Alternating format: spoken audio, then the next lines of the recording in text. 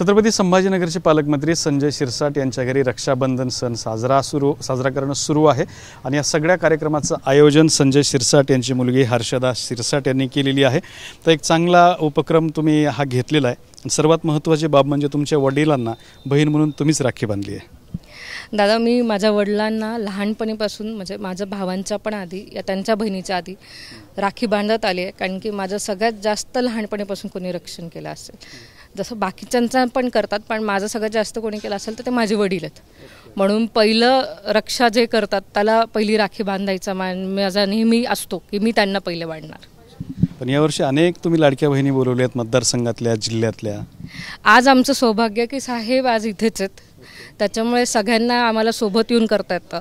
कारण की दरवेळेस असं असायचं की साहेब नसायचेत, मग जेव्हा येतील तेव्हा एक एक जण जिथे भेटेल तिथे।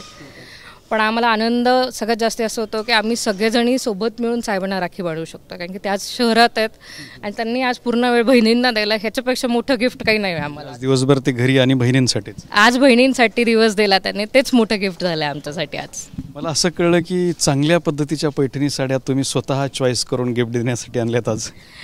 दादा, साड्यांपेक्षा एक ते बहीण भावाचं प्रेम आहे त्यांचं, हे त्याच्यापुढे हे गिफ्ट खूप छोटं आहे।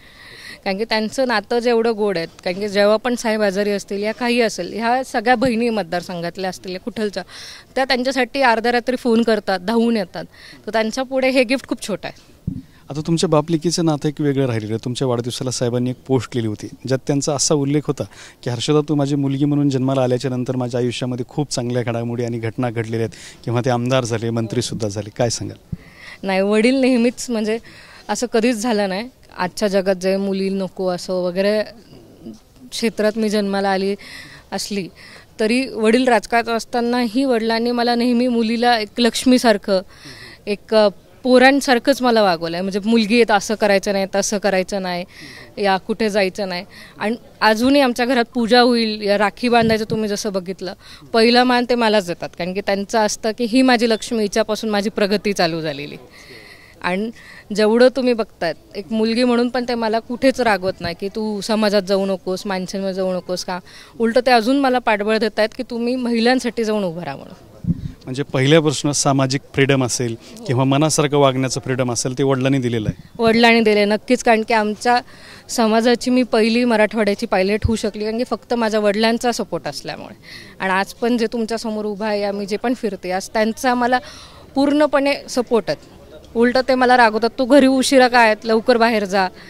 त्यांच्या ह्या स्वभावामुळे मी आज वावरू शकते एवढ्याच्याने, जे काही आहे तेच। म्हणजे राजकारणातला वावर हा वडिलांमुळेच, सगळं त्यांनी शिकवल्यामुळे ना, लहानपणी त्यांच्यासोबत जाऊन शिकले, ती आपुलकी निर्माण झाली आणि त्याच्यामुळे मी आज एवढ्याच्यात। बऱ्याचदा असं बघण्यात आलं आहे शिरसाट साहेब, बऱ्याचदा असं बघण्यात आलं की वडिलांची जी काळजी आहे तुम्ही खूप आपुलकीने घेता। म्हणजे त्यांच्या ज्या काही गोळ्या असतील नाही, पण जेव्हा आम्ही बघितलंय स्वतः की त्यांच्या काही गोळ्या घेणं असेल किंवा त्या वारानुसार वेगवेगळ्या लिहिलेल्या गोळ्या ती डब्बी आणून त्यांना देणं, त्यांना ती घ्यायला लावणं, अशी इतकी जी आपुलकीची काळजी आहे ती सुद्धा तुम्ही घेतलेली आहे। नाही, नक्कीच, कारण की वडिलांची मी तेवढी लाडकी, तसं वडील पण माझं तेवढं लाड करतात, असं काहीच नाही। माझे दोन्ही भाऊ पण तेवढंच काळजी घेतात। तुमच्याबद्दल खूप चांगलं बोलते हर्षदा आज, की हर्षदा ह्या सगळ्या नियोजन करते। राजकीयदृष्ट्या तुम्ही किती हर्षदाला फ्रीडम दिलं आहे, स्वातंत्र्य दिलं आहे, म्हणजे उशिरा घरी येणं असेल किंवा लवकर पटकन जाऊन मतदारसंघामध्ये फिरणं असेल, ह्या सगळ्या गोष्टीचं स्वातंत्र्य देऊन तुम्ही काम करायला लावता, ही एक मोठी वेगळी गोष्ट आहे। नाही, हे फ्रीडम दिलं पाहिजे।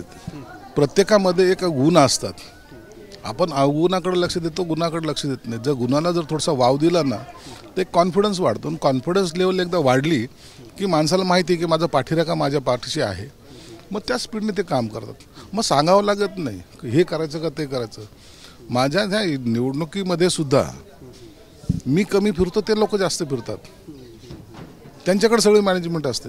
आता मॅनेजमेंट करायची सुद्धा आवश्यकता मला पडत नाही, हे माझं भाग्य आहे। म्हणून कधीही मुलगी असो मुलगा असो, त्यांना तुम्ही त्यांचा थोडा वाव द्या, ते निश्चित त्यांचा गुण तिथं सिद्ध करू शकतात। म्हणजे तुम्ही मुलीला सुद्धा मुलाप्रमाणे सक्षम केलं आहे, एकदम सक्षम केलेलं आहे। माझ्यापेक्षा जास्त तिचा कार्यक्रम तुम्ही पाहत असाल, अनेक वेळा तिचे फोटो येतात, हे येतात, माझे फोटो कमी, तिचे फोटो जास्त आहेत। हे कशासाठी की ती लोकांमध्ये आता मिसळते, लोकांमध्ये त्यांच्या अडचणी सोडवते, त्यांना भेटते, आणि हे भेटणं हे मला वाटतं हे सगळ्यात चांगली गोष्ट आहे।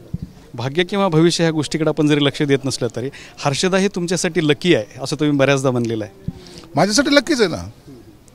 खऱ्या अर्थानं तिच्या जन्मापासून झालेली माझी प्रगती, त्याच्यानंतर झालेली प्रगती, आज मी ह्या स्टेजला आहे, म्हणून ती आमच्यासाठी लक्ष्मी आहे. तर अशा पद्धतीने माझी मुलगी माझ्यासाठी लक्ष्मी आहे ही प्रतिक्रिया संजय शिरसाट यांनी दिली आहे. कॅमेरामॅन हर्षल निकमसोबत दत्ता कानवटे, TV9 मराठी, छत्रपती संभाजीनगर.